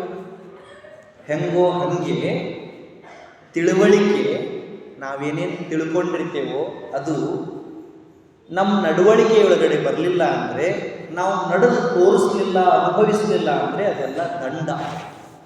ಅದಕ್ಕೆ ಅವ್ರು ಹೇಳಿದ ಮಾತು ನನಗೆ ನೆನಪಿಗೆ ಬಂತು. ನುಡಿ ನಮನ ನಡೆ ನಮನ ಆದರೆ ಮಾತ್ರ ಉಪಯುಕ್ತ. ಅಂದರೆ ಏನು? ಈಗ ನಾವು ಅವ್ರನ್ನ ಆರಾಧಿಸ್ತೇವೆ, ಆರಾಧನೆ ದೊಡ್ಡದಲ್ಲ, ಅನುಸರಣೆ ಬಹಳ ದೊಡ್ಡದು. ಆರಾಧನೆ ಅವರ ಅಪೇಕ್ಷಣೆ ಅಲ್ಲ, ಅನುಸರಣೆ ಅವರ ಉದ್ದೇಶ ಆಗಿತ್ತು. ಹೀಗೆ ಇವರು ಇರಬೇಕು ಅನ್ನೋ ಭಾವ ಅವರೊಳಗಡೆ ಇರಬಹುದಿತ್ತು. ಆದ್ದರಿಂದ ನಾವು ಇಂಥ ಮಹಾತ್ಮರಿಗೆ ಅರ್ಪಣೆ ಮಾಡಬೇಕಾಗಿರೋದು ಯಾವುದು ಅಂದರೆ ನಡೆ ನಮನ. ಅವ್ರು ಹೇಳಿರೋ 1000 ಗುಣಗಳ ಒಳಗಡೆ, ಅವ್ರು ಹೇಳಿರೋ 100 ವಿಚಾರಗಳ ಒಳಗಡೆ 4 ಗುಣ 4 ವಿಚಾರ ಆದರೂ ನಮ್ಮ ಸ್ವಂತಕ್ಕೆ ನಾವು ಅನ್ವಯ ಮಾಡಿಕೊಳ್ಳದೇ ಇದ್ದರೆ ಅಕ್ಷರಶಃ ಅವ್ರ ಫೋಟೋ ಮುಂದೆ ನಿಲ್ಲೋ ಯೋಗ್ಯತೆ ನಮಗೆ ಇಲ್ಲ. ಇಲ್ಲದಿದ್ರೆ ಇದೊಂದು ಆಯ್ತಲ್ಲ, 100 ನಾಟಕಗಳು ಹೇಗೆ ನಡೆದಿರ್ತಾವೋ ಹಾಗೆ ಇದು ಒಂದು ನಾಟಕ ಆಗುತ್ತೆ. ಮತ್ತು ನಾವು ಹೀಗೆ ಗೊತ್ತಿದ್ದು ರಾತ್ರಿ ನೋಡಿದ ಬಾವಿಗೆ ಹಗಲು ಬಿದ್ದ ಹಾಗೆ ಇಂಥ ಮಹಾತ್ಮರ ಫೋಟೋ ಮುಂದೆ ನಿಂತು ಅಂಥ ಮಹಾತ್ಮರ ಹೆಸರು ಹೇಳಿ ಅಪಚಾರ ಮಾಡಿದೆವು, ಅನ್ಯಾಯ ಮಾಡಿದೆವು, ಅಬದ್ಧ ಮಾತಾಡಿದೆವು ಅಂದರೆ ಅದು ಯಾವ ಧರ್ಮ? ಅದನ್ನು ಯಾವ ಶಾಸ್ತ್ರ ಪುರಸ್ಕರಿಸ್ತದೆ? ಅದನ್ನು ಯಾವ ಪದ್ಧತಿ ಒಪ್ಪಿಕೊಳ್ತದೆ? ಹಾಗೆ ಆಗಬಾರ್ದು ಅಂದರೆ ನಾವು ವಿವೇಚನೆಯನ್ನು ಬಳಸಿಕೊಳ್ಬೇಕು. ಅದನ್ನೇ ತಾನೇ ಅವರು ಹೇಳಿದರು, ಹೇಳುವುದೆಲ್ಲ ಹೇಳಿ ಆಗಿದೆ, ಆಚರಿಸುವುದೊಂದೇ ಬಾಕಿ ಇದೆ. ಎಂಥ ಮಾತಿದೆ! ಏನೇನು ಹೇಳಬೇಕಿತ್ತೋ, ಯಾರ್ಯಾರಿಗೆ ಹೇಳಬೇಕಿತ್ತೋ ಅದೆಲ್ಲ ಹೇಳಿ ಆಗಿದೆ. ಅದನ್ನು ಆಚರಿಸೋದು ಒಂದೇ ಬಾಕಿ ಇದೆ. ಇಟ್ ಮೀನ್ಸ್ ನಾವು ಕಲಿಬೇಕು, ಕಲಿತದ್ದನ್ನು ಪಾಲಿಸಬೇಕು. ಕಲಿಕೆ ಪಾಲನೆ ಆಗದೇ ಇದ್ದರೆ ಕಲಿಕೆಗಾಗಿ ಹಾಕಿದ ಶ್ರಮ, ಕಲಿಕೆಗಾಗಿ ಹಾಕಿದ ಸಮಯ ದಂಡ. ಇನ್ನೊಮ್ಮೆ ಹೇಳ್ತೀನಿ, ಲಕ್ಷ್ಯ ಕೊಟ್ಟು ಕೇಳಿಸ್ಕೊಳ್ಳಿ. ನಾವು ಕಲಿತೀವಲ್ಲ, ಅದು ಶಾಲೆ ಆದರೂ ಇರಲಿ ಅಥವಾ ವಿವೇಕ ಆದರೂ ಇರಲಿ ಅಥವಾ ಧರ್ಮ ಆದರೂ ಇರಲಿ, ಯಾವುದೂ ಇರಲಿ, ಕಲಿತದ್ದನ್ನು ಪಾಲನೆ ಮಾಡದೇ ಇದ್ರೆ, ಕಲಿಯೋ ಸಲುವಾಗಿ ನಾವೇನು ಸಮಯ ಹಾಕಿರ್ತೀವಿ, ಶ್ರಮ ಹಾಕಿರ್ತೀವಿ ಅಥವಾ ಸಂಪತ್ತು ಹಾಕಿರ್ತೀವಿ, ಅದು ದಂಡ ಆಗುತ್ತದೆ. We should not invest anything in the world which will not be helpful to the society. ಸಮಾಜಕ್ಕೆ ಏನು ಉಪಯೋಗ ಇಲ್ಲೋ ಅಂಥದ್ದು ಬಂಡವಾಳ ನಾವು ಯಾವುದೂ ಹಾಕಬಾರ್ದು. ಒಂದು ಸಣ್ಣ ಉದಾಹರಣೆ ನಿಮಗೆ ತಿಳಿಯೋ ಹಾಗೆ ಹೇಳೋದಾದರೆ, ಅವ್ರು ಎಲ್ಲೆಲ್ಲೋ ಇದ್ದಾಗ ನಾವು ಪ್ರವಚನ ಕೇಳೋದಕ್ಕೆ ಹೋಗ್ತಿದ್ವಿ ಅಂತ ಇಟ್ಕೊಳ್ಳಿ. ಪ್ರವಚನ ಕೇಳೋದಕ್ಕೆ ಹೋದಾಗ ನಮ್ಮ ಸಮಯ ಖರ್ಚಾಗ್ತಿತ್ತ? ನಮ್ಮ ಸಮಯ ಖರ್ಚಾಗ್ತಿತ್ತ? Time investment. ನಮ್ಮ ಶ್ರಮ ಖರ್ಚಾಗ್ತಿತ್ತ? ನಮ್ಮ ಶ್ರಮ ಖರ್ಚಾಗ್ತಿತ್ತ? ಮತ್ತೆ ಸ್ವಲ್ಪ ಆದರೂ ನಮ್ಮ ಹಣ ಖರ್ಚಾಗ್ತಿತ್ತ? ಸಮಯ ಖರ್ಚು ಮಾಡಿ, ಶ್ರಮ ಖರ್ಚು ಮಾಡಿ, ಹಣ ಖರ್ಚು ಮಾಡಿ ನಾವೇನೂ ಕಲ್ಕೊಳ್ಳಿಲ್ಲ, ಕಲ್ಕೊಂಡಿದ್ದನ್ನು ಪಾಲಿಸಲಿಲ್ಲ ಅಂದರೆ ಕಲ್ತದ್ದಕ್ಕೆ ಏನು ಅರ್ಥ ಇದೆ? ತಿಳ್ಕೊಂಡಿದ್ದಕ್ಕೆ ಏನು ಅರ್ಥ ಇದೆ? ಆದ್ದರಿಂದ ಶಾಸ್ತ್ರ, ಧರ್ಮ, ಆಧ್ಯಾತ್ಮ ಅನ್ನೋದು ತಿಳುವಳಿಕೆಗಿಂತ ನಡವಳಿಕೆಯಲ್ಲಿರೋದು ಬಹಳ ಮುಖ್ಯ. ನನಗೆ ಒಂದು ಕಾರ್ಯಕ್ರಮದೊಳಗಡೆ ಒಬ್ಬರೊಂದು ಪುಸ್ತಕ ಕೊಟ್ಟಿದ್ದು ಉಡುಗೊರೆಯಾಗಿ, ಕಲಿಸದೆ ಕಲಿಸುವ 24 ಗುರುಗಳು. ಪುಸ್ತಕ ಹೆಂಗಿದೆ ನೋಡಿ, ಜಸ್ಟ್ 1 ಗಂಟೆ ಪುಸ್ತಕದಲ್ಲಿ ಬರೆದಿದ್ದಾರೆ. ಕಲಿಸದೆ ಕಲಿಸುವ 24 ಗುರುಗಳು. 1 ತಾಸಿನೊಳಗಡೆ ಓದ್ಬೋದು, ಅಷ್ಟು ಸಣ್ಣ ಪುಸ್ತಕ ಇದೆ, ಇಷ್ಟೇ. ಜಗದೀಶ್ ಶರ್ಮಾ ಸಂಪ ಅನ್ನೋರು ಈ ಪುಸ್ತಕ ಬರೆದಿದ್ದಾರೆ. ಇದ್ರದ್ದು ಬಹಳ ದೊಡ್ಡ ಜ್ಞಾನ ಇದೆ, ಆದರೆ ಅಪೇಕ್ಷೆ ಇದ್ದವರು 1 ತಾಸಿನೊಳಗಡೆ ಓದಬಹುದು, ಅಷ್ಟು ಸಣ್ಣ ಪುಸ್ತಕ ಬರೆದಿದ್ದಾರೆ. ಇದರೊಳಗೆ 24 ಜನ ಗುರುಗಳು ಯಾರ್ಯಾರು ಅಂತ ಅವ್ರು ಹೇಳಿದ್ದಾರೆ. ಬಹಳ ಸುಂದರ ಪುಸ್ತಕ ಇದೆ, ಅದ್ರ ಬಗ್ಗೆ 1-2-3 ಮಾತು ಹೇಳ್ತೀನಿ. ಅಂದರೆ ಒಮ್ಮೊಮ್ಮೆ ಏನಾಗ್ತದೆ, ಅವಕಾಶನ ನಾವು ಕಳ್ಕೊಂಡು ಬಿಡ್ತೀವಿ. ಕಳ್ಕೊಂಡ ಅವಕಾಶಕ್ಕಾಗಿ ಪಶ್ಚಾತ್ತಾಪ ಪಡ್ತೀವಿ. ಯಾರು ನಿಜವಾದ ವಿವೇಕಿ ಇರ್ತಾರಲ್ಲ, ವಿವೇಕಿ ಅಂದರೆ ತಿಳಿದವರು ಅಷ್ಟೇ, ಯಾರಿಗೆ ತಿಳುವಳಿಕೆ ಇರ್ತದೋ ಅವ್ರು ವಿವೇಕಿ ಅಂತ ಕರೀತಾರೆ. ಯಾರಿಗೆ ತಿಳುವಳಿಕೆ ಇರ್ತದೋ ಅವರು ಸಿಕ್ಕ ಅವಕಾಶವನ್ನು ಕಳ್ಕೊಳ್ಳೋದಿಲ್ಲ, ಕಳ್ಕೋಬಾರ್ದು. ನಮಗೆಲ್ಲ ಗೊತ್ತಿದೆ, ಮನುಷ್ಯನ ಜನ್ಮ ಅನ್ನೋದು ಅಶಾಶ್ವತ, ನಮ್ಮ ಆಯುಷ್ಯ ಅನ್ನೋದು ಕೂಡ ನಶ್ವರ, ನಾವು ಎಷ್ಟು ದಿನ ಇರ್ತೇವೋ ಗೊತ್ತಿಲ್ಲ, ನಮ್ಮ ಮುಂದಿನ ಭವಿಷ್ಯನೂ ನಮಗೆ ಗೊತ್ತಿಲ್ಲ, ಯಾವುದೂ ನಿಶ್ಚಿತ ಇಲ್ಲ, ಯಾವುದೂ ನಿಶ್ಚಯ ಇಲ್ಲ. ನೀರಿನ ಮೇಲಿನ ಗುಳ್ಳೆ ಅಂತ ದಾಸರು ಹೇಳಿದ್ದಾರೆ. ಬಂದದ್ದು ನಮ್ಮ ಕೈಯೊಳಗಿರಲಿಲ್ಲ, ಹೋಗೋದು ನಮ್ಮ ಕೈಯೊಳಗಿರಲಿಲ್ಲ, ಇದ್ದ 4 ದಿನ ಆನಂದದಿಂದ ಇರಬೇಕು, ಇದೆಲ್ಲ ನಮ್ಗೆ ಗೊತ್ತಿದೆ, ಇದೆಲ್ಲ ನಮ್ಮ ಕಲ್ಪನೆ ಒಳಗೆ ಇರ್ತದೆ. ಆದರೂ ನಮ್ಮ ಮನಸ್ಸು ಧರ್ಮಾಚರಣೆಯನ್ನು ಮಾಡುವುದಕ್ಕೆ ನಮ್ಮನ್ನು ಪ್ರೇರೇಪಣೆ ಮಾಡಲ್ಲ. ದೊಡ್ಡದೊಂದು ವಯಸ್ಸು, ಗೊತ್ತಿದ್ದು ತಪ್ಪು ನಾವು ಮಾಡೋದು ಹೆಚ್ಚು. ನಮಗೇನು ಕಲಿಸ್ಬೇಕಾದ್ರೆ ಇಂಥ ಮಹಾತ್ಮರೇ ಮುಂದೆ ಬಂದು ಕೂತು ಪಾಠ ಹೇಳಬೇಕಂತೇನಿಲ್ಲ. ಸಣ್ಣ ಸಣ್ಣ ವಿಷಯದೊಳಗಡೆ, ಸಣ್ಣ ವಸ್ತುಗಳೊಳಗಡೆ ನಾವು 10 ಪಾಠ ಕಲಿಬೋದು. ಆದರೆ ನಾವು ಎಷ್ಟು ಅಲಕ್ಷ್ಯ ಇರ್ತೀವಿ, ಎಷ್ಟು ನಿರ್ಲಕ್ಷ್ಯ ಇರ್ತೀವಿ ಅಂದರೆ, ಕಲಿಬೇಕು, ತಿಳ್ಕೋಬೇಕು ಅನ್ನೋ ಅಪೇಕ್ಷೆ ನಮ್ಮೊಳಗಿರಲಿಲ್ಲ ಅಂದರೆ ನಮ್ಮನ್ನು ಯಾರು ಉದ್ಧಾರ ಮಾಡೋರು? ಅಂಥ ಪಾಠ ಇದರೊಳಗಡೆ ಇದೆ. ಒಮ್ಮೆ ದ್ವಾರಕೆಗೆ ಒಂದು ವಿಶೇಷ ಕಾರ್ಯಕ್ರಮಕ್ಕೆ ಎಲ್ಲರೂ ಬಂದು ಸೇರಿದ್ರು. ನಿಮಗೆ ದ್ವಾರಕೆ ಗೊತ್ತಲ್ಲ, ದ್ವಾರಕಾ ಪಟ್ಟಣ. ನಮ್ಮ ದೇಶ ಅಥವಾ ಜಗತ್ತು ಯಾವತ್ತೂ ಮರಿಬಾರದು ಇಂಥ ಕೆಲವು ಪಟ್ಟಣಗಳ ಹೆಸರಿನಲ್ಲಿ ದ್ವಾರಕೆಯೂ ಕೂಡ ಒಂದು. ಶ್ರೀಕೃಷ್ಣ ಪರಮಾತ್ಮ ಇದ್ದ ಊರು ದ್ವಾರಕಾ, ದ್ವಾರಕಾಪತಿ ಅಂತ. ಅಲ್ಲೊಂದು ದೊಡ್ಡ ಕಾರ್ಯಕ್ರಮ. ಮೊದಲೇ ಅದೊಂದು ದೊಡ್ಡ ಊರು, ಸಂಪದ್ಭರಿತ ನಗರ. ಶ್ರೀಕೃಷ್ಣನನ್ನು ನೋಡೋದಕ್ಕೆ ದೇವಾನುದೇವತೆಗಳೆಲ್ಲ ಬಂದು ಸೇರಿದ್ದರು. ಫಂಕ್ಷನ್, ದೊಡ್ಡ ಕಾರ್ಯಕ್ರಮ. ಶಿವ ಬ್ರಹ್ಮ ಆ ಪ್ರೋಗ್ರಾಮ್ದು ನೇತೃತ್ವ ವಹಿಸಿದ್ರು, ಕಾರ್ಯಕ್ರಮದ ನೇತೃತ್ವ ವಹಿಸಿದ್ರು. ಶ್ರೀಕೃಷ್ಣನ್ ನೋಡೋದಕ್ಕೆ ಮುನಿಗಳು, ಪ್ರಜಾಪತಿಗಳು, ದಿಕ್ಪಾಲಕರು, ಮರುತ್ತರರು, ಆದಿತ್ಯರು, ವಸುಗಳು, ಅಶ್ವಿನಿ ದೇವತೆಗಳು, ಋಖುಗಳು, ಗಂಧರ್ವರು, ಕಿಂಪುರುಷರು ಎಲ್ಲರೂ ಸೇರಿದ್ರು. ಬಂದರು, ಕೂತಿದ್ರು, ಒಂದ್ನಾಲ್ಕು ಮಾತಾಡಿದರು, ಖುಷಿಪಟ್ಟರು, ನಕ್ಕರು, ಎಲ್ಲ ಮುಗಿತು. ಆಮೇಲೆ ಉದ್ದೇಶ, ಬಂದಿದ್ದ ಕಾರ್ಯಕ್ರಮದ ಉದ್ದೇಶ ಏನಲ್ಲ ಅದು ಚಾಲುವಾಯಿತು. ಬ್ರಹ್ಮ ಎದ್ದು ನಿಂತು, ಸೃಷ್ಟಿಕರ್ತ ಬ್ರಹ್ಮ ಎದ್ದು ನಿಂತು ಶ್ರೀಕೃಷ್ಣ ಪರಮಾತ್ಮನನ್ನು ಮಾತಾಡಿಸಿದ. ಪ್ರಭು ಶ್ರೀಕೃಷ್ಣ, ಪ್ರಭು ಬ್ರಹ್ಮ,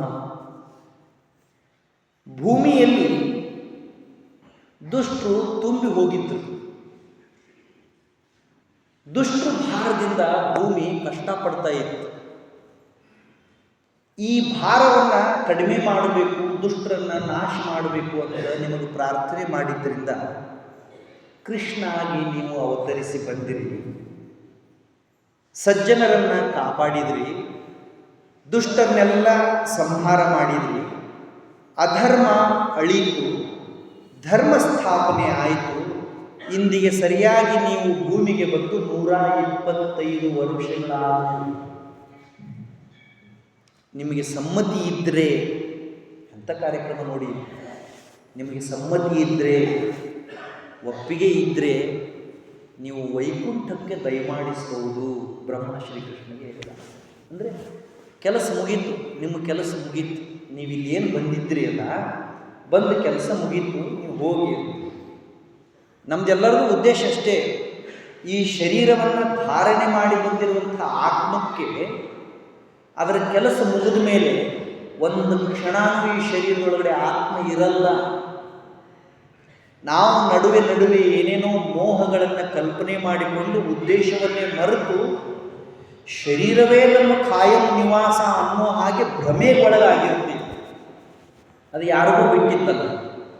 ಬ್ರಹ್ಮ ಅಂದ 125 ವರ್ಷ ಆಯಿತು, ಧರ್ಮ ಸಂಸ್ಥಾಪನೆ ಆಯಿತು, ದುಷ್ಟರ ಸಂಹಾರ ಆಯಿತು, ಶಿಷ್ಟರ ಸಂರಕ್ಷಣೆ ಆಯಿತು, ಜಗತ್ತಿನಲ್ಲೆಲ್ಲ ಆನಂದ ತುಂಬಿ ತುಳುಕ್ತಾ ಇದೆ.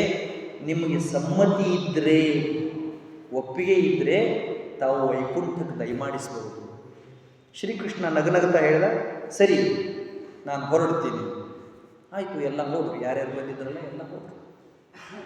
ಉದ್ಧವ ಅಂತ ಒಬ್ಬ ಇದ್ದ, ಶ್ರೀಕೃಷ್ಣನ ಆಪ್ತ, ಬಹಳ ವಿವೇಕಿ, ದೊಡ್ಡ ಜ್ಞಾನಿ. ಅವನಿಗೆ ಇದೊಂಥರ ಸಂಕಟ. ಈಗ ಇಂಥವ್ರು ಯಾರಾದರೂ ಒಬ್ರು ಹೋಗ್ತಾರೆ ಅಂದರೆ ಆನಂದ ಆಗುತ್ತಾ ಹೇಳಿ?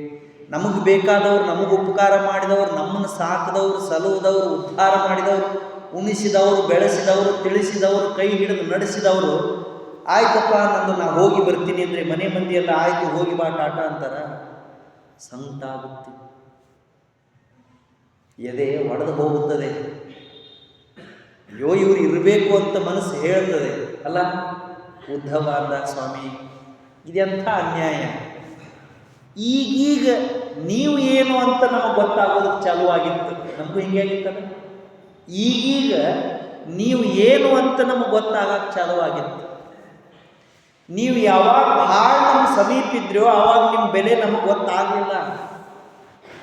ನೋಡು, ನಮ್ಗೆ ಗೊತ್ತೇ ಇಲ್ಲ, ಕಾಲು ಹಿಂಗೆ ಉರುಳಿ ಹೋಯಿತು, ಹಿಂಗೆ ಉರುಳಿ ಹೋಯಿತು, ಹಿಂಗೆ ಉರುಳಿ ಹೋಯಿತು. ನೀವು ಖಾಯಂ ನಮ್ಮ ಜೊತೆಗೆ ಇರಬೇಕು ಅಂತ ಮನಸ್ಸು ಹೇಳ್ತಾ ಇದೆ, ಆದರೆ ಹೋಗಬೇಕು ಅಂತ ನೀವು ತೀರ್ಮಾನ ಮಾಡಿರಲ್ಲ. ಉದ್ಧವ ಶ್ರೀಕೃಷ್ಣ ಅವ್ರು ತೀರ್ಮಾನ ಮಾಡಿಬಿಟ್ರಲ್ಲ, ಸಾಕು, ಪ್ರಸಾದ ಸಾಕು, ಔಷಧಿ ಸಾಕು, ಉಪಚಾರ ಸಾಕು, ನಾನು ಹೋಗ್ತೀನಿ.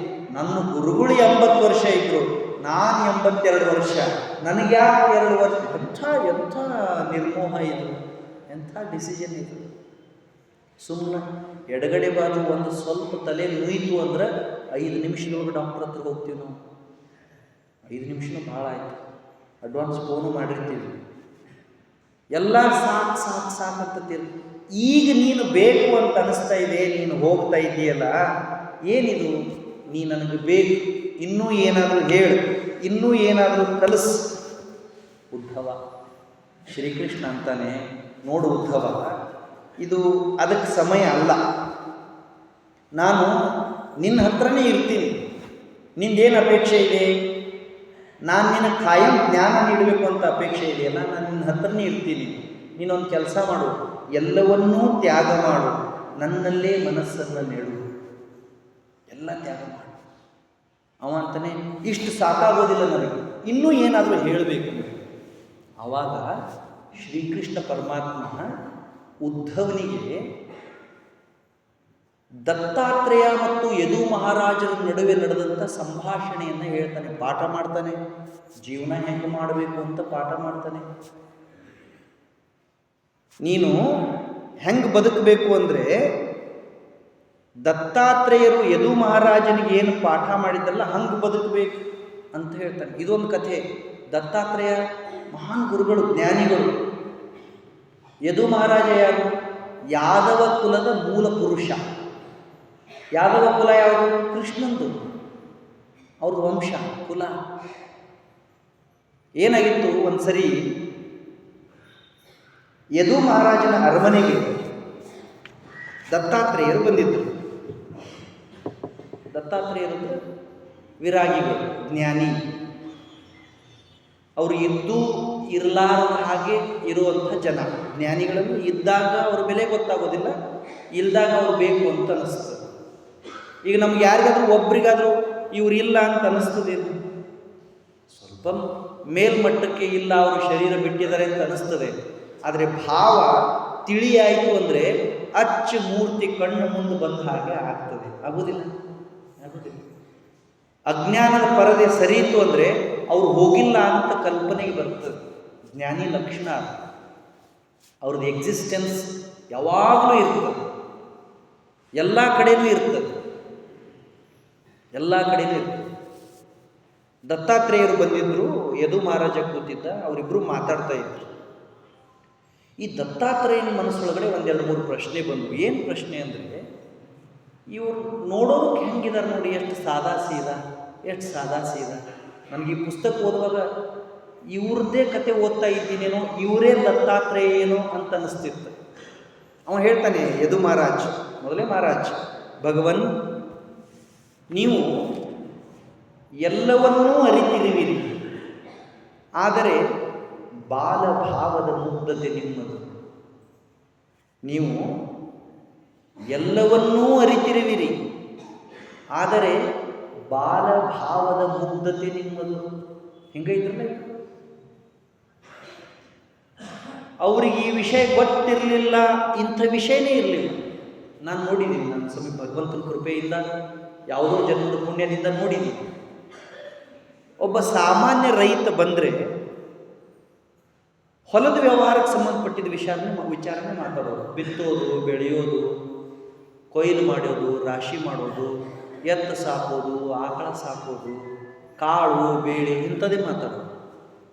ಒಬ್ಬ ಶಾಲೆ ಮೇಷ್ಟ್ರು ಬಂದರೆ ಮಕ್ಕಳಿಗೆ ಪಾಠ ಮಾಡೋದು, ಜ್ಞಾನ ಹಂಚೋದು, ಆಟ ಆಡಿಸೋದು, ಊಟ ಮಾಡಿಸೋದು, ಇಂಥದ್ದೇ ಮಾತಾಡೋದು.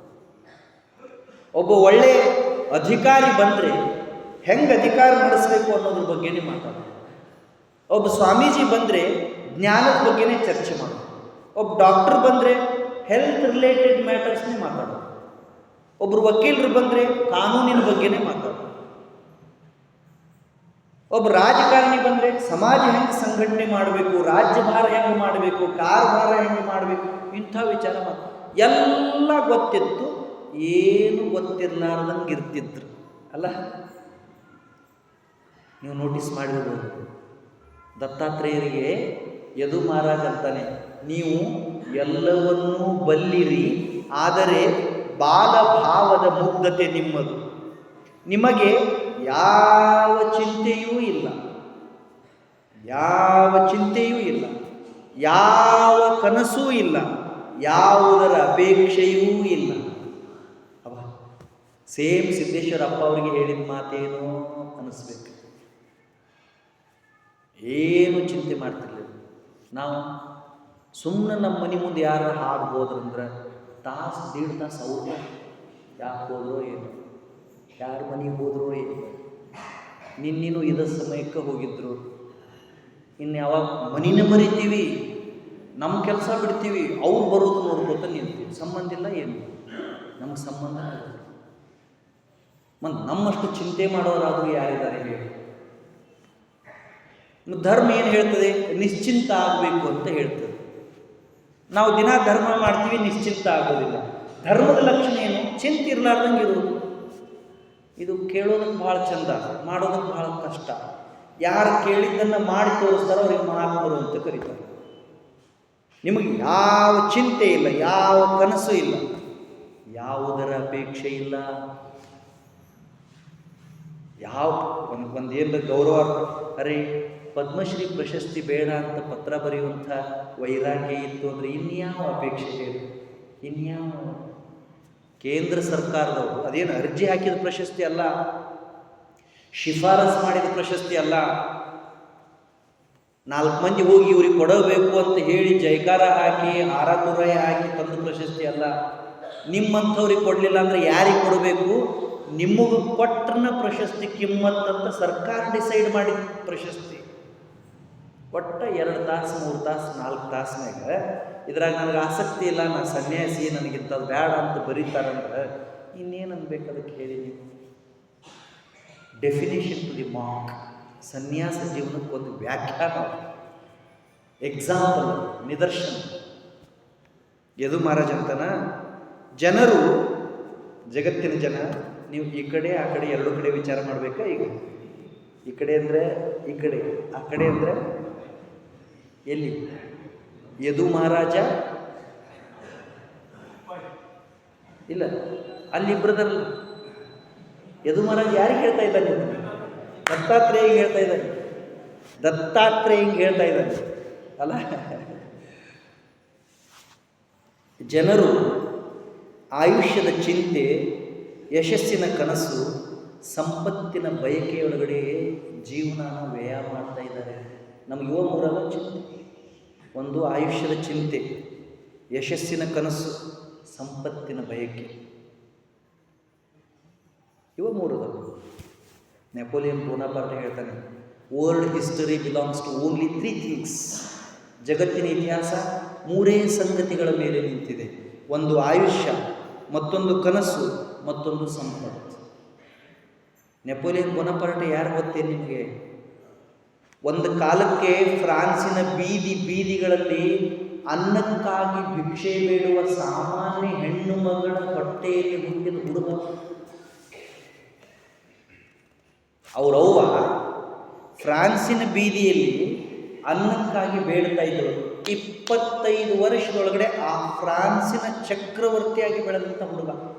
25 ವರ್ಷದೊಳಗೆ ಯಾರ ಅವ್ವ ಯಾವ ಓಣಿಯೊಳಗಡೆ ಅನ್ನ ಅಂತ ಬೇಡ್ತಿದ್ದಳೋ ಆ ಅವ್ವನನ್ನು ಆ ಸಾಮ್ರಾಜ್ಯದ ಸಿಂಹಾಸನದ ಪಕ್ಕ ಕುಂಡಿಸ್ತಾನೆ ನೆಪೋಲಿಯನ್ ಬೋನಾಪಾರ್ಟ್. ಅವ ಹೇಳ್ತಾನೆ, ಜಗತ್ತಿನ ಇತಿಹಾಸ ನಿಂತಿರೋದೇ 3 ವಿಷಯದ ಮೇಲೆ. ಒಂದು ಆಯಸ್ಸು, ಮತ್ತೊಂದು ಕನಸು, ಮಗದೊಂದು ಸಂಪತ್ತು. ಎಲ್ಲರಿಗೂ ಕಥೆ ಇಷ್ಟ. ಈಗ ನಾವು ಮಾತಾಡುವಾಗ ಏನು ಮಾತಾಡ್ತೀವಿ? ಇನ್ನೊಂದು 4 ಒಪ್ಪತ್ತು ಚಲೋ ಇದ್ರೆ ಸಾಕು ಅಂತೀವಿ.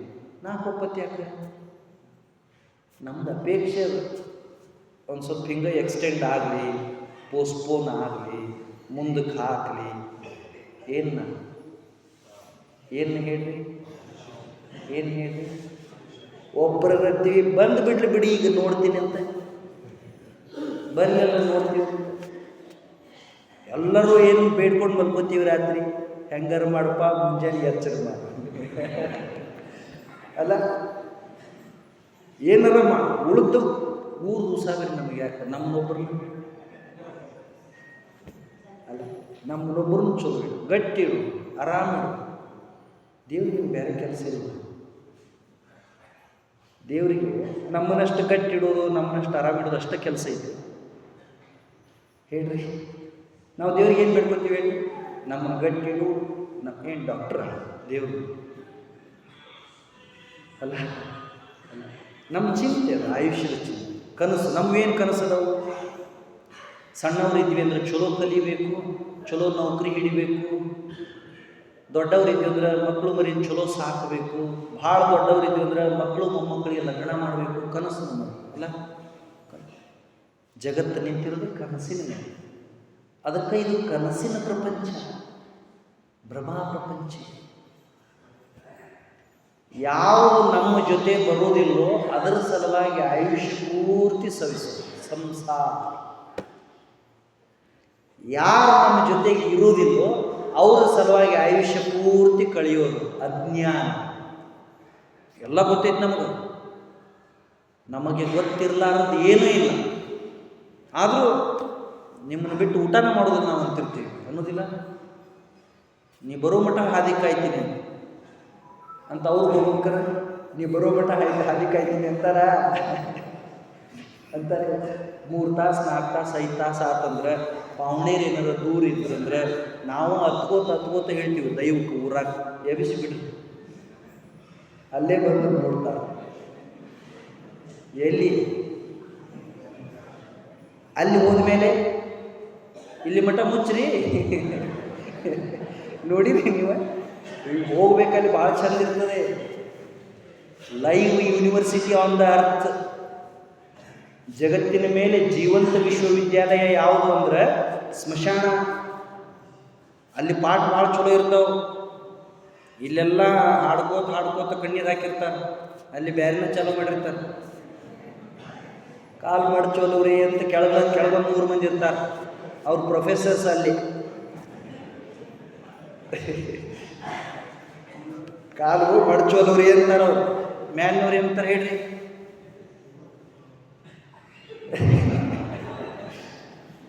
ಪಾಪ ರೀ ತ್ರಾಸಾಕೈತಿ ಅಂತಾರ, ನಮ್ಮ ಸಲುವಾಗಿ ನಡೆದು ದಡ್ದೈತಿ ಅಂತಾರ.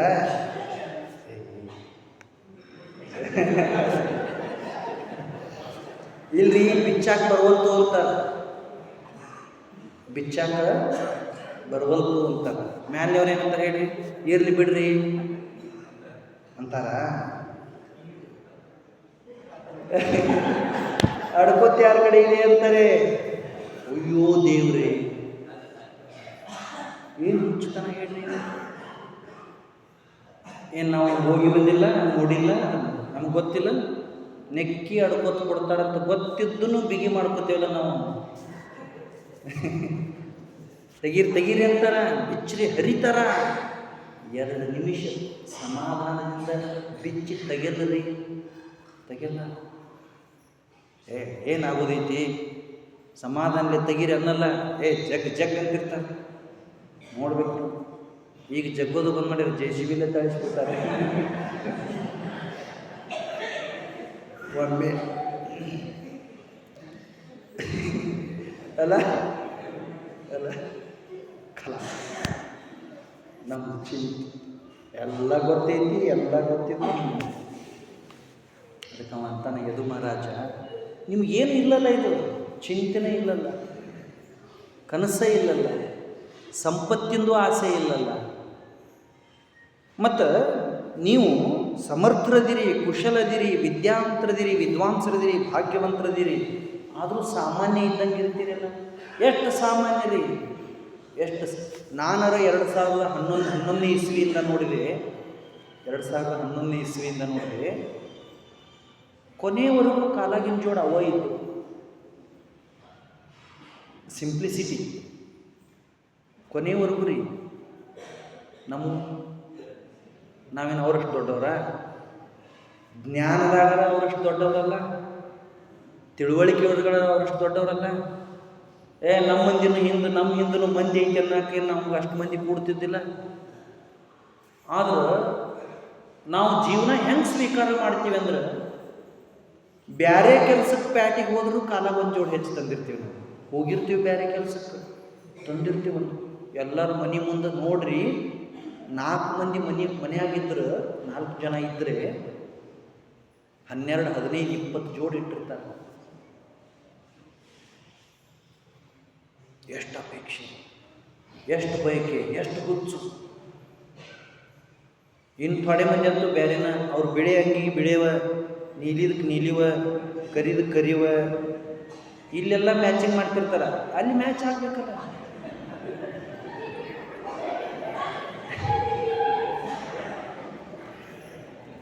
ಹಿಂಗೆ ಯಾಕೆ ನಿಲ್ತಾರೆ ಹೇಳ್ರಿ?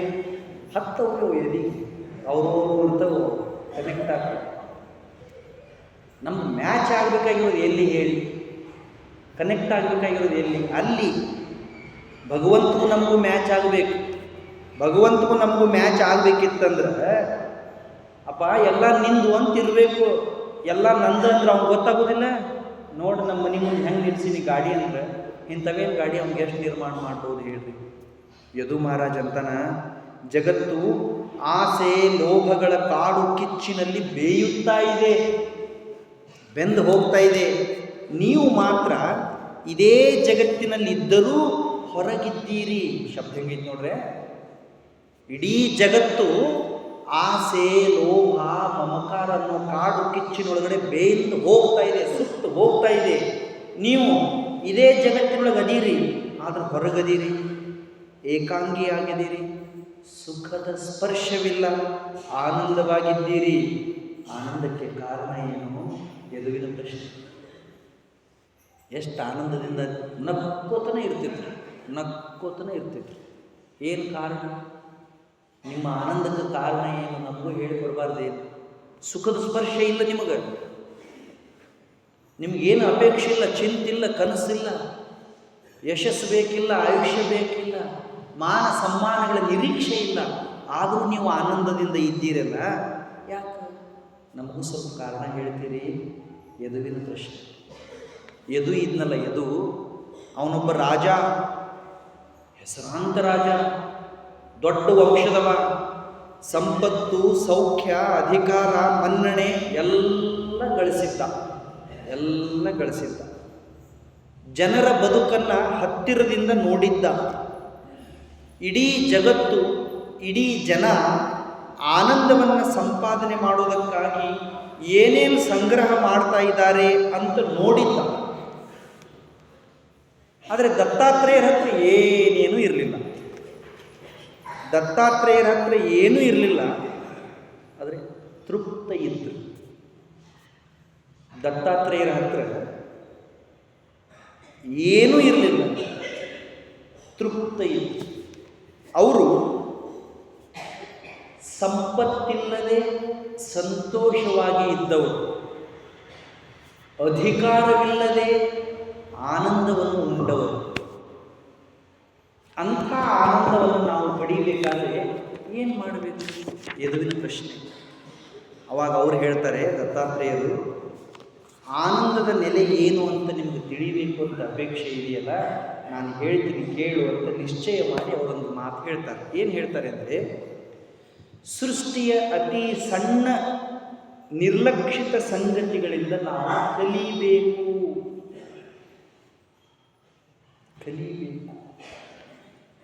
ಏನು ನಿಸರ್ಗ ಇದೆಯಲ್ಲ, ಈ ನಿಸರ್ಗದೊಳಗಡೆ ಇರುವಂಥ ಸಣ್ಣ ಸಣ್ಣ ಸಣ್ಣ ಸಣ್ಣ ಸಂಗತಿಗಳಿಂದ ನಾವು ಕಲಿಯಬೇಕು. ನಾನು ಅಂಥ ಎಲ್ಲ ಸಂಗತಿಗಳನ್ನು ಗುರುವಾಗಿ ಸ್ವೀಕರಿಸಿ ಕಲಿತೆ ದತ್ತಾತ್ರೇಯರು. ಆದ್ದರಿಂದಲೇ ನಾನು ಆನಂದದಿಂದ ಇದ್ದೇನೆ. ನನಗೆ ಕಲಿಸಿದ ಗುರುಗಳು ಯಾರು ಗೊತ್ತೇನು? 24 ಜನ. ಭೂಮಿ, ವಾಯು, ಆಕಾಶ, ಇದ ಸುತ್ತಮುತ್ತ, ನೀರು, ಅಗ್ನಿ, ಚಂದ್ರ, ಸೂರ್ಯ, ಪಾರಿವಾಳ, ಹೆಬ್ಬಾವು, ಸಮುದ್ರ, ಪತಂಗ, ಜೇನ್ನೊಣ, ಆನೆ, ಜೇನು ಕೀಳುವವ, ಜಿಂಕೆ, ಮೀನು, ಪಿಂಗಲೆ ಎಂಬ ವೇಶ್ಯೆ, ನೀರಹಕ್ಕಿ, ಮಗು, ಕುಮಾರಿ, ಬಿಲ್ಲುಗಾರ, ಸರ್ಪ, ಜೇಡಹುಳು, ಕಣಜದ ಹುಳು, ಕಡಜಿರಿ, ಅದು ಮಾಸ್ತರ್, ನಾವು ಕಲಿಯೋದು. ಮನೆಯಾಗಿನ ಕೂಸ್ ಮಾಸ್ತರ್, ನಾವು ಕಲಿಯೋದು. ಭೂಮಿ, ಮಣ್ಣು, ದ ಗ್ರೇಟೆಸ್ಟ್ ಟೀಚರ್, ಕಲಿಯಲ್ಲ. ಗಾಳಿ, ಕಲಿಯಲ್ಲ. ಯಾರು ಕಲಿತಾರೋ, ಯಾರು ತಿಳ್ಕೊಳ್ತಾರೋ ಅವರು ಉಳಿತಾರೆ. ಯಾರು ಕಲಿತಾರೋ, ಯಾರು ತಿಳ್ಕೊಳ್ತಾರೋ ಅವರು ಉಳಿತಾರೆ. ಆ 24 ಜನ ಗುರುಗಳಿಂದ ನಾನು ಕಲಿತೆ ದತ್ತಾತ್ರೇಯರು. ಒಂದೇ ಹೇಳಿಬಿಡ್ತೀನಿ, ಅದರೊಳಗಡೆ ಸಮಯ ಆಗಿದೆ. ಮಗುವಿನಿಂದ ನಾನು ಕಲಿತೆ ಅಂತ ಹೇಳ್ತಾರಲ್ಲ, ಮಗುಗೇನಾದ್ರು ಕಲ್ಸಕ್ಕೆ ಬರುತ್ತಾ? ನಮ್ಮ ತಲೆ ಕಲಿಸೋರು ಅಂದ್ರೆ ಯಾರು? ಒಂದು ಕೈಯಾಗ ಕಲಿಸೋರು, ಕೈಯಾಗ ಕಟ್ಟಿಗಿರ್ಬೇಕು, ಅವರು ಶಾಲೆಯಾಗಿರ್ಬೇಕು, ಇಲ್ಲ ಗುರುಗಳಾಗಿರಬೇಕು, ಪೀಠದ ಮ್ಯಾಗ ಕೂತಿರ್ಬೇಕು. ಪಾಠ ಮಾಡೋರು ಇಲ್ಲ ಪೀಠದ ಮ್ಯಾಗ ಕೂತವ್ರು, ಇವರಿಬ್ಬರೇ ಕಲಿಸೋರು ಅಂತ ನಾವು ತಿಳ್ಕೊಂಡಿದ್ದೀವಿ. ಇಲ್ಲ, ಕಲಿಸಾಕ ನಿಸರ್ಗ ಕಾಯಂ ತೆರೆದಿರುತ್ತದೆ. ಕಲಿಬೇಕು ಅನ್ನೋ ಭಾವ ನಮಗಿರ್ಬೇಕಷ್ಟೆ. ಒಮ್ಮೆ ಅವರು ದತ್ತಾತ್ರೇಯರು ಒಂದು ಪಟ್ಟಣದೊಳಗಡೆ ನಡ್ಕೊಂಡು ಹೋಗ್ತಿದ್ರಂತೆ. ಒಂದು ಮನೆ ಅಂಗಳೊಳಗಡೆ ಒಂದು ಕೂಸಿತ್ತು, ಮಗು, ಕೂಸ್, ಬೇಬಿ. ಅವರಂದ್ರು ಒಬ್ಬರು ಗುರುಗಳು ಸಿಕ್ಕರು. ಅದರಿಂದ ಏನು ಕಲಿಯೋದು? ಅವ್ರು ಹೇಳ್ತಾರೆ ನೋಡಿ, ಎಷ್ಟು ಚಂದದೆ. ಕೂಸು ಹೆಂಗಿರ್ತದೆ? ಏಳ್ತದೆ, ಕೂಡ್ತದೆ, ಓಡ್ತದೆ, ನಿಲ್ತದೆ. ಅದಕ್ಕೆ ಅಲ್ಲೇ ಅಂಗಳೊಳಗಡೆ ಯಾವ ಹೂವಿದ್ರೂ ಆ ಹೂ ತಗೋತದೆ, ಮುಟ್ತದೆ, ಮೂಸು ನೋಡ್ತದೆ, ಖುಷಿ ಪಡ್ತದೆ. ಆ ಕೂಸು ಮನೆಗೆ ಯಾರು ಬಂದರೂ ಅವ್ರ ಜೊತೆ ಬೆರೀತದೆ. ಇಲ್ಲ, ಅವರು ದೊಡ್ಡವರದಾರೋ, ಸಣ್ಣವರದಾರೋ, ದಡ್ರದಾರೋ, ಶಾಣೆ ಅದಾರೋ, ಶ್ರೀಮಂತರದಾರೋ, ಬಡವರದಾರೋ, ಗಂಡ್ಮಕ್ಳದಾರೋ, ಹೆಣ್ಮಕ್ಳದಾರೋ, ಹಳ್ಳಿಯವರದಾರೋ, ಪಟ್ಟಣದವರದಾರೋ, ಕೂಸು ಚೌಕಾಶಿ ಮಾಡ್ತದ. ನೀನು ಯಾಕೆ ಚೌಕಾಶಿ ಮಾಡ್ತೀವೋ? ಪಾಠ ಎಂಥ ಪಾಠ! ನಾವು ಚೌಕಾಶಿ ಮಾಡ್ತೀವಿ, ಕೂಸು ಚೌಕಾಶಿ ಮಾಡಲ್ಲ. ಅದಕ್ಕೆ ಕೂಸು ನಕ್ಕೋತ ಇರ್ತದೆ, ನಾವು ಅಳ್ಕೋತ ಇರ್ತೀವಿ. ದತ್ತಾತ್ರೇಯರಂತಾರೆ, ಆ ಕೂಸಿಗೆ ಅಳು ಬಂತು, ಹತ್ತು ಬಿಡ್ತದೆ. ನಗಬೇಕು ಅನಿಸಿದ್ರೆ ಯಾವ ಕಾರಣನೂ ಹುಡುಕಲ್ಲ, ನಕ್ಕು ಬಿಡ್ತದೆ. ನಾವು ಅಳು ಬಂದಾಗ ತಡ್ಕೋತೀವಿ. ಎಷ್ಟು ತಡ್ಕೋತೀವಿ ಅಂದರೆ ಅದರ ಅಳುನ ಹಾರ್ಟ್ ಅಟ್ಯಾಕಾಗಿ ಹೊರಗೆ ಬಂದ್ಬಿಡ್ತೇವೆ. ಇಲ್ಲ, ನಾವು ನಗಬೇಕಾದ್ರೂ ನೋಡ್ತೀವಿ ಎಲ್ಲಿ ನಗಬೇಕಂತ. ನಾವು ತೂಕ ಹಾಕಿ ಹಾಕಿ ಹಾಕಿ ಎಣಿಸಿ ಎಣಿಸಿ ಎಣಿಸಿ ಎಣಿಸಿ ತಪಾಸ್ ಮಾಡಿ ಮಾಡಿ ಮಾಡಿ ಮಾಡಿ ನೋಡ್ತೀವಿ. ಕೂಸು ಹಂಗಲ್ಲ. ಆ ಕೂಸು ಕಲ್ಲು, ಮಣ್ಣು, ಕೋಲು, ಪಾತ್ರೆ ಏನು ಸಿಕ್ಕರೂ ತೊಗೊಂಡು ಆಡ್ತದೆ. ಆಡೋದಿಲ್ಲ.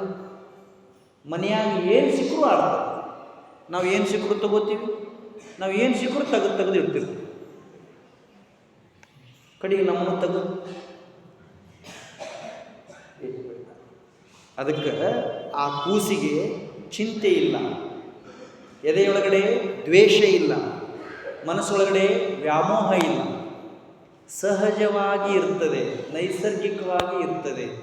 ದತ್ತಾತ್ರೇಯರಂತಾರೆ, ಈ ಜಗತ್ತಿನಲ್ಲಿ ಚಿಂತೆ ಇಲ್ಲದವರು ಕೇವಲ ಇಬ್ಬರೇ. ಒಂದು ಮುಗ್ಧ ಮಗು, ಮತ್ತೊಬ್ಬರು ಪರಮಜ್ಞಾನಿಗಳು.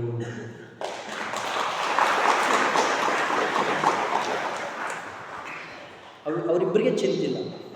ಅದಕ್ಕೆ ಇವರು ಚಿಂತನೆ ಮಾಡಲಿಲ್ಲ, ಯಾಕಂದ್ರೆ ಅವ್ರಿಗೆ ತಿಳಿದಿತ್ತು. ಕೂಸು ಚಿಂತನೆ ಮಾಡಲ್ಲ, ಅದಕ್ಕೇನು ಗೊತ್ತೇ ಇಲ್ಲ, ತಾಪ ಮಾಡ್ಕೊಳ್ಳೋದಿಲ್ಲ. ಹಂಗೆ ನಾವು ಇಂಥವರಿಂದ ಕಲಿಬೇಕು, ಕಲಿತದ್ದನ್ನು ಪಾಲಿಸಬೇಕು. ತಿಳುವಳಿಕೆಯನ್ನು ನಡವಳಿಕೆಯನ್ನಾಗಿ ಮಾಡಿಕೊಂಡ್ರೆ ನಾವು ಅದೇ ಅವರಿಗೆ ಅರ್ಪಣೆ ಮಾಡುವಂಥ ಪುಷ್ಪ. ನಡೆ ಪುಷ್ಪ, ನುಡಿ ಪುಷ್ಪ, ತನು ಪುಷ್ಪ, ಮನಪುಷ್ಪ, ಭಾವ ಪುಷ್ಪ. ಇದನ್ನು ನಾವು ಅವರಿಗೆ ಅರ್ಪಣೆ ಮಾಡಬೇಕಾಗಿರೋದು.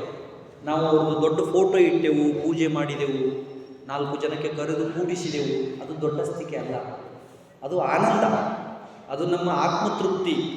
ಆದರೆ ಅಕ್ಷರಶಃ ನಾವು ಮಾಡಬೇಕಾದ ಕೆಲಸ ಯಾವುದು ಅಂದರೆ ಅವರ ಅಪೇಕ್ಷೆಗೆ ಅನುಗುಣವಾಗಿ ನಮ್ಮ ಬದುಕನ್ನು ಕಟ್ಟಿಕೊಳ್ಳೋದು, ನಡೆಯೋದು, ನಡೆದು ತೋರಿಸೋದು.